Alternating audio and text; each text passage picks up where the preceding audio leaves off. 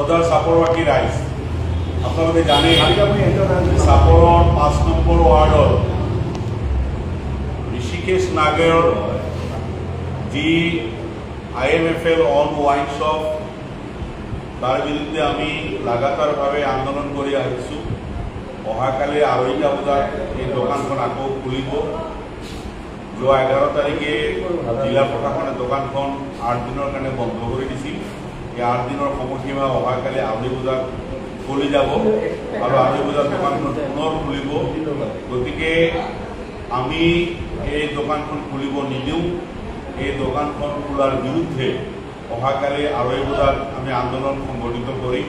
গতিকে 1:30 বজাত 5 নম্বৰ ৱাৰ্ডৰ ঋষি ৰেষ্টুৰেণ্ট কাম IMFL অন ৱাইন শ্বপৰ সন্মুখত আবেলি 1:30 পৰা আমি সমবেত হ'ম। আমি চাপৰৰ দল মত জাতি ধৰ্ম ভাষা নিৰ্বিশেষে সৰ্বস্তৰৰ ৰাইজক এই বিক্ষোভ ধৰ্ণাত